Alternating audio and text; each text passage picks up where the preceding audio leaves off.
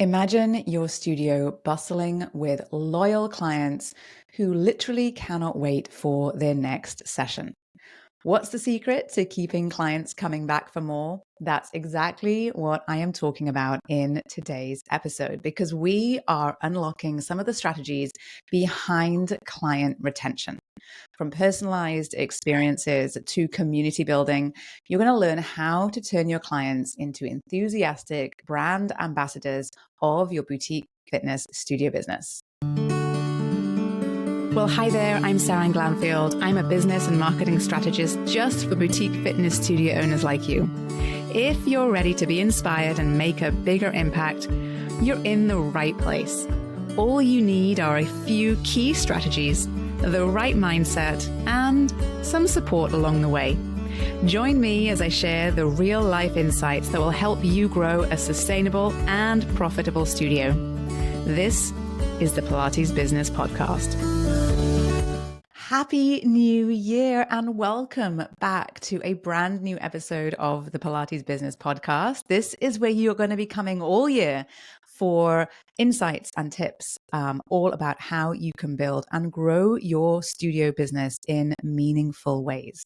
I'm your host, Seran Glanfield. I'm the founder and chief strategist of Spring 3 Studio Business Consulting.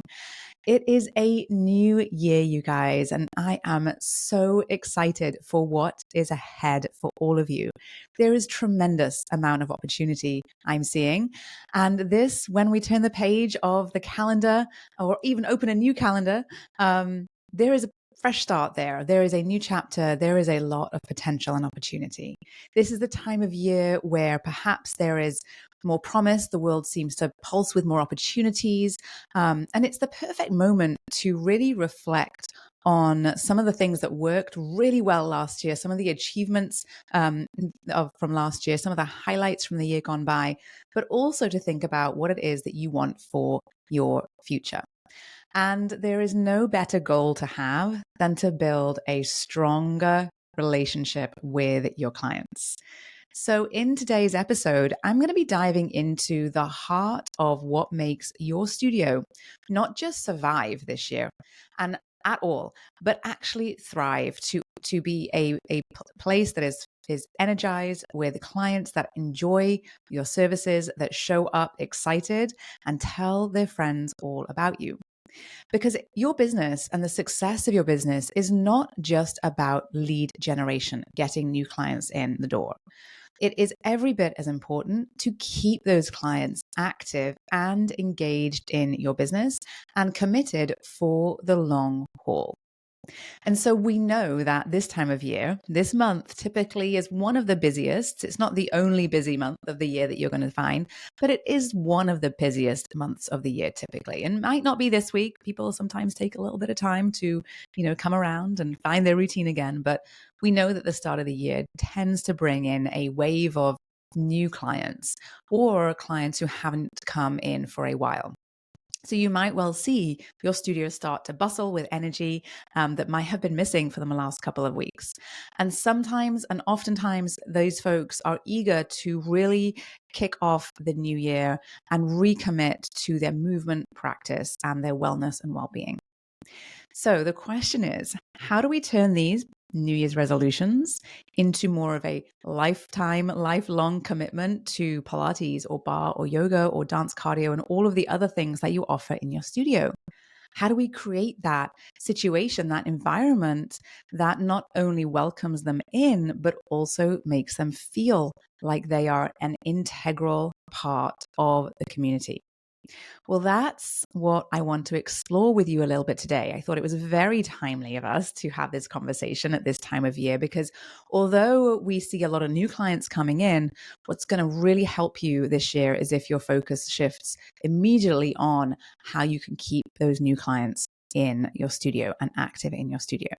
And so I'm going to share today some of the insights that I have gathered over my 12 years in the boutique fitness business world, supporting studio owners with their marketing and their business growth. And I'm going to talk all about the importance of things like building connection, understanding your clients, and how to create an atmosphere in your studio that really does radiate and that is aligned with your core values, that is warming and respectful and says a sense of belonging to everybody that you want to be in your studio. So whether you're listening to this as you take a walk to reflect on this new year, or you're sipping coffee, just take a minute to perhaps take down some notes from today's session and think about how you might be able to apply some of the things I'm going to share with you to your boutique fitness studio business. Okay. Because this year is not about thinking about growing your business. This year is about taking action to move your business forward and create progress and momentum in your business. And I have seen what is possible for you when you're prepared to commit to your goals and commit to taking action. In fact, that is exactly what I encourage and support my studio owners do inside of my Thrive Business Coaching Program. So let's step into it. Let's talk about retention and some best practices that are going to help you keep those new clients active and engaged in your business. Now, some of the things that I'm starting to see emerge over the course of the last year to 18 months is personalized experiences. And if you teach one-on-one sessions, some of this you're probably doing very perhaps organically already.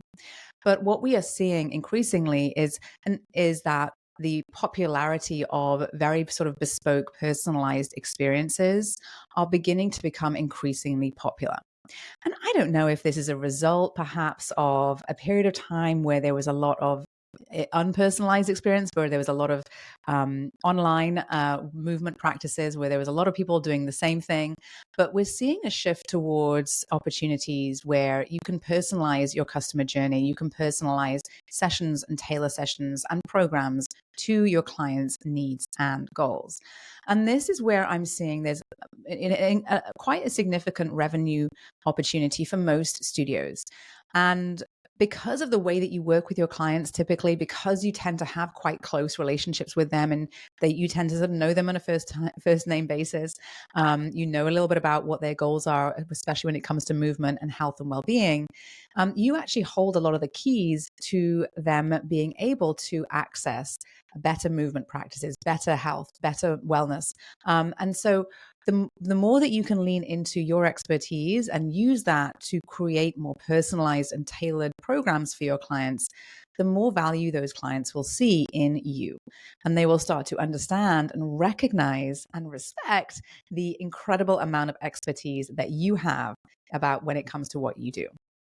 And so this can look like many different things in your business.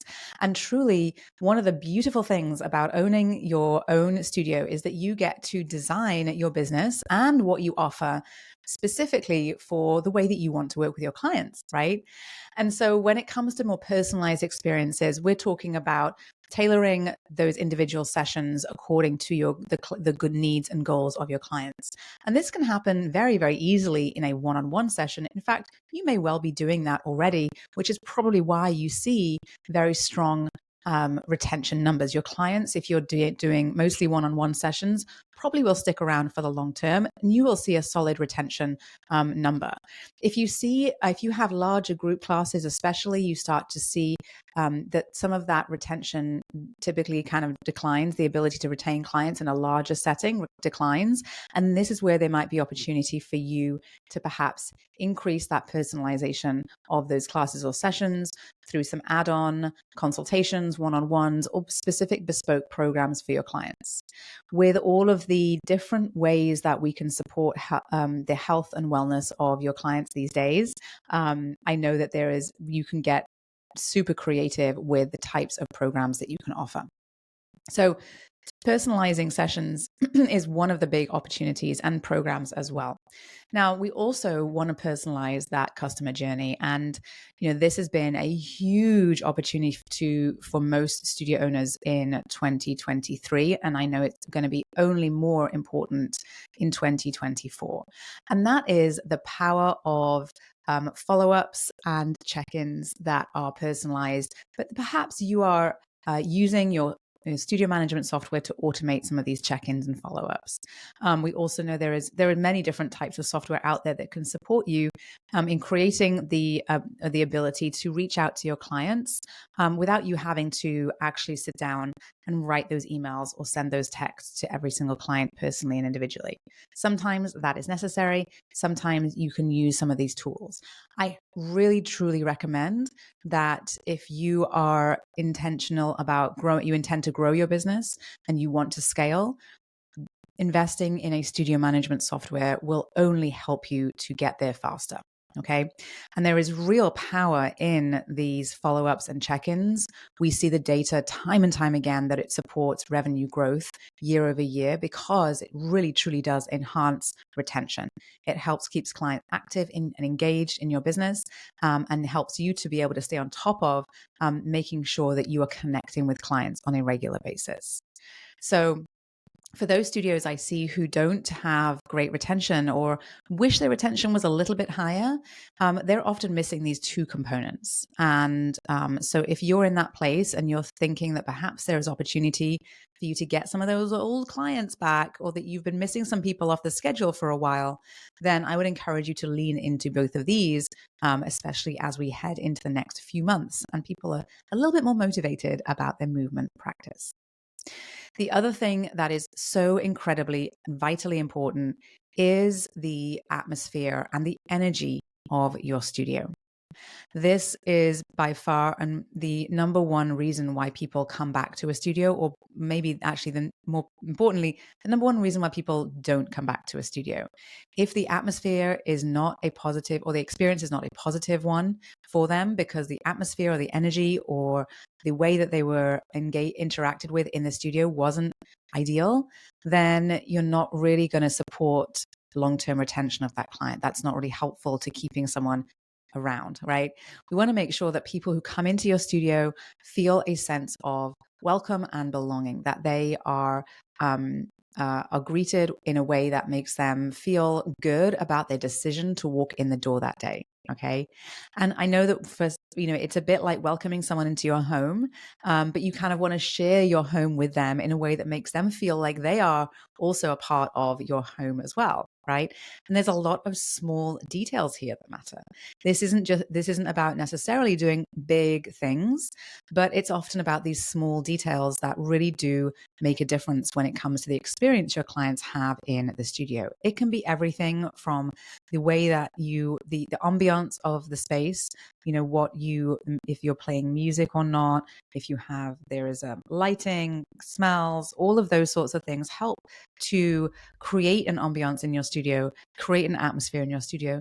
And then of course there's the other people there too. It's how your clients are greeted when they walk in, what is said to them as they're leaving, who else is there, and how they interact and engage with each other. And of course, how your clients interact and engage with each other as well. And sometimes one of the most wonderful things that you can do is to create situations that drive connection between clients. So what does that mean? That means that you'd want to be thinking about how you can encourage your clients to make friends with each other so that they can create this sense of community amongst themselves every bit as much as you are creating that sense of community between you and your clients. Okay. And once you have that, it becomes this hub for them. It becomes a place that they come to and lean on because they really want to be there because of the other people that they know are there. And these people might not be their best friends, but the people they will come to know and move with over time will be a group of people that will help them feel like they belong. Okay. So perhaps hosting events, workshops, and inviting your clients to join you in those is a great way to encourage your clients to interact and engage with each other and foster those friendships to really bloom in your studio. And it's a really lovely thing to see and to experience as a studio owner when you see that. And when you've got that super close-knit, I should say, community in your studio, then they will share with their friends and they'll be more comfortable about doing that. And so it really is one of the most influential elements when it comes to retention and studio growth is investing in developing that sense of community in your studio. Okay. And it doesn't cost you a lot of money, and it doesn't have to be time consuming either. So it's sort of one of those things that you can do. It's all about the way that you interact and engage with your clients. The energy in your studio, most of the time, I will say, comes from the leader of the business, and that is you, the studio owner. Okay. So we've talked a little bit about personalized client experiences and following up. We've talked a little bit about tailoring that customer journey and tailoring the sessions and classes to meet those individual needs and goals of the clients. We've also talked about how important it is to create a community atmosphere and perhaps consider hosting some events or some workshops that foster those interactions amongst clients. Now, one of the things that we talk about a lot inside of my group programs, and I give them specific strategies and action items that they can go away and do in their business to drive retention, is the importance of ongoing open communication with your client base. Over and over again, what I see is those studios who are very consistent with their communication and consistent with how often they send out emails, consistent with how often they show up in social media, but also consistent with the tone with which that they show up with, the graphics they use, the colors they use, and making sure that whenever you are communicating with your clients, that you are very consistent in the way that you do that, the timing and how you do it. And what this helps to do is to sort of reinforce this feedback loop that creates that connection between your business and your clients. And so if you're very sporadic and ad hoc about your communication, then your clients may not feel that you are as much a part of their lives as you would want to be, right?